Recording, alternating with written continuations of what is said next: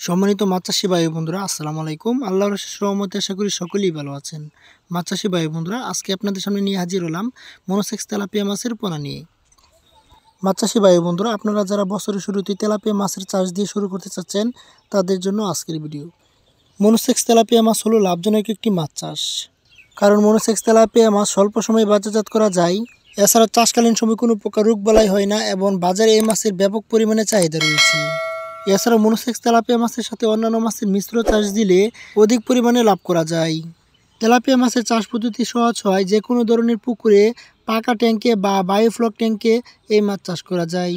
Tilapia মাছের চাষ পদ্ধতি সহজ হয়, নতুন মাছ চাষি ভাইরা বা অনভিজ্ঞ মাছ চাষি ভাইরাও এই মাছ চাষ করতে পারবেন।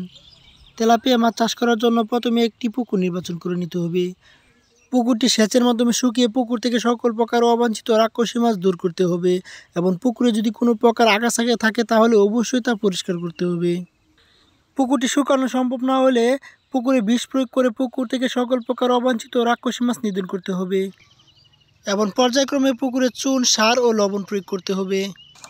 প্রতি শতকে 300 গ্রাম চুন, 100 গ্রাম ইউরিয়া, 150 গ্রাম টিএসপি সার এবং প্রতি শতাংশে 4 কেজি হারে গোবর সার প্রয়োগ করতে হবে। চুন ও সার প্রয়োগ করার 2 দিন পর পুকুরে বিশুদ্ধ পানি প্রবেশ করানোর ব্যবস্থা গ্রহণ করতে হবে। পানি প্রবেশ করানোর 2 থেকে 3 দিন পর পানির রং যদি সবুজ বা বাদামি রঙের হয় তাহলে পুকুরে তেলাপিয়া মাছের পোনা মজুত করতে হবে।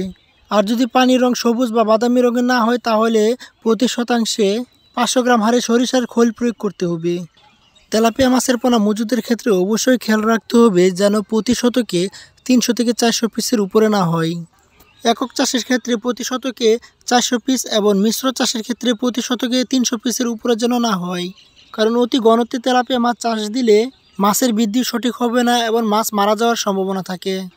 আপনারা যারা 33 শতাংশের উপরে পুকুরগুলোতে তেলাপিয়া মাছ চাষ করে থাকেন অবশ্যই 1 ইঞ্চি সাইজের পোনাগুলোই চাষের জন্য মজুত করবেন। আর যদি 1 ইঞ্চির নিচের পোনাগুলো সংগ্রহ করেন অবশ্যই আলাদা একটি নার্সিং পুকুরে নার্সিং করে তারপর চাষে দিতে হবে। তো মাছ চাষি ভাইরা, আপনাদের যদি ভালো মানের মনোসেক্স তেলাপিয়া মাছের পোনার প্রয়োজন হয় তাহলে আমাদের সাথে যোগাযোগ করতে পারেন আমাদের দেওয়া স্ক্রিনের নাম্বারে। আমাদের এখান থেকে গ্যারান্টি সহকারে মনোসেক্স তেলাপিয়া মাছের পোনা বিক্রি করা হয়। আমাদের ঠিকানা হচ্ছে 30 সাল ময়মনসিংহ। তো মাছ চাষি ভাইরা, পরিশেষে বলা যেতে পারে সঠিক খাবার ব্যবস্থাপনা এবং সঠিক চাষ পদ্ধতি জানা থাকলে তেলাপিয়া মাছ চাষে লসের কোনো সম্ভাবনা থাকে না।